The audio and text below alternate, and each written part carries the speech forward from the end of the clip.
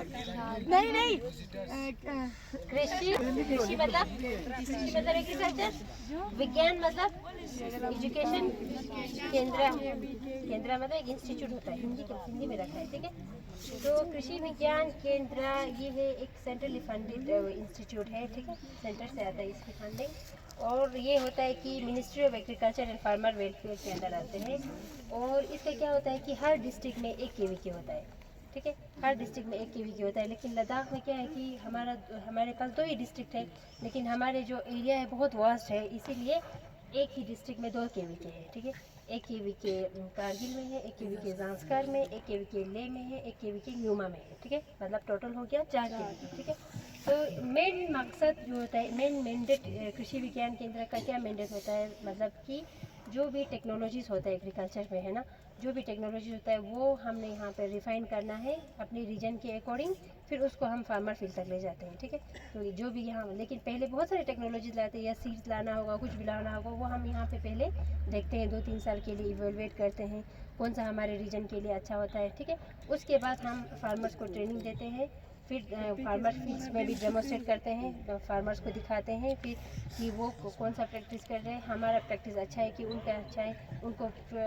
वो एहसास दिलाने के लिए विलेज में डेमोस्ट्रेशन करते हैं, ट्रेनिंग देते हैं, फिर उसके बाद उनको दे देते हैं, ठीक है। तो अभी एक हमारे पास एक ये टेक्नोलॉजी है, ये मैंने अभी बता रही थी ना, मल्चिंग का मैं बोल रही थी ना, ये है मल्चिंग का मतलब ये होता है कि हमने सॉइल को कवर करना है, ठीक है, कवर करके उस जगह पे हमने होल करना है जिस जगह पे हमने पौधा लगाना है, ठीक है, बाकी जगह हमने मल्चिंग से पूरा कवर करना है। तो उसका मैंने क्या बताया था कि बेनिफिट क्या होता है कि, है ना, एक मॉइस्चर कंजर्व रहता है, दूसरा हमें वीड्स अनवांटेड प्लांट जो होते हैं वो ग्रो नहीं होता है, अनवांटेड प्लांट्स ग्रो नहीं होगा तो क्रॉप और वीड्स में कंपटीशन कम हो जाता है ना, जो न्यूट्रिशन हमें सॉइल से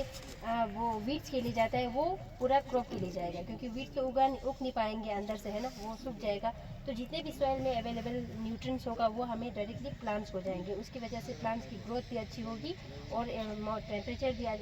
जो प्लांट के अकॉर्डिंग टेम्परेचर भी अच्छा होने की वजह से वो क्या हो जाता है कि अर्ली एडवांस तैयार हो जाता है, मतलब 15 to 20 दिन अर्ली आ जाता है इस कम्पेयर टू जिस जगह पे हम मल्चिंग नहीं करते हैं, ठीक है। तो ये वाला जो टमाटर दिख रहा है ना, ये है, हम इसको हमने कारगिल टमाटर नाम दे के रखा है, क्योंकि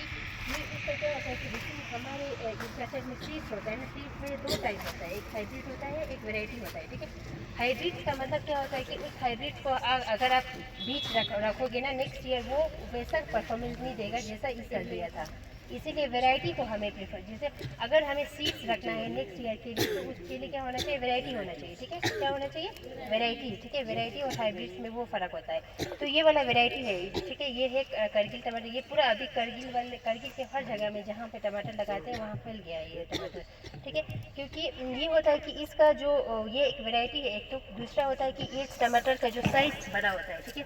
ये देख रहे हो ना साइज़ कितना अच्छा साइज़ है, ठीक है। और साइज़ की बात और ये होता है कि इस टमाटर का एक प्लांट पे 100 तक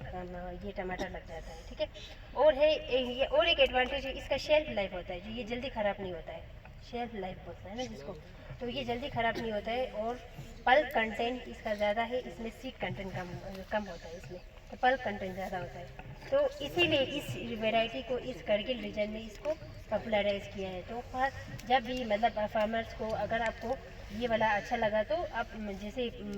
पकने के बाद इससे हम बीज रख सकते हैं, लेकिन जो भी पैकेट में सीड होता है वो हाइब्रिड होता है, उसका अगर आप सीड रखोगे तो नेक्स्ट ईयर जैसे इस साल आपको परफॉर्मेंस मिला नेक्स्ट ईयर वो नहीं मिलेगा, फिर नेक्स्ट ईयर फिर डिग्रेड हो जाता है, हर साल 50% वो कम होते जाता है। इसीलिए हमें जब किसी बीज रखना है वो वैरायटी होना चाहिए। वैरायटी मतलब जैसे पैकेट पे लिखा होता है, एक हाइब्रिड लिखा होता है, दूसरा ओपी लिखा होता है, ओपी मतलब ओपन पोलिनेटेड यानी हाइब्रिड वैरायटी होता है, ठीक है। तो ये चीज़ें हमें वो होना चाहिए, ठीक है। तो इसके बाद ये वाला जो वैरायटी है, जैसे कि ये वाला देख रहे हो ना, एक पौधा है, कितना बियरिंग है, देखो आप देख सकते हो, देखो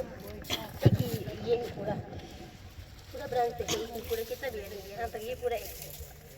है ना। तो इसका बियरिंग अच्छा है, तो इसीलिए आप क्या करते हैं कि इस साल हमने जिस पौधे पे बियरिंग अच्छा है उसको हम सेलेक्ट करते हैं, जैसे कि वहाँ पे टैग लगा के है ना, वैसे कपड़ा वपड़ा रखा के ना, उसमें हम क्या करते हैं, इसको पकने देते हैं पूरा, फिर उसके बाद सीड निकालते हैं, फिर नेक्स्ट सर्फिस से उसी से ही वो करते हैं, ठीक है। जो भी अच्छा परफॉर्मिंग नहीं होता उनको हम डिग्रेड कर देते हैं, उसको बीज हम नहीं रखते हैं, ठीक है। तो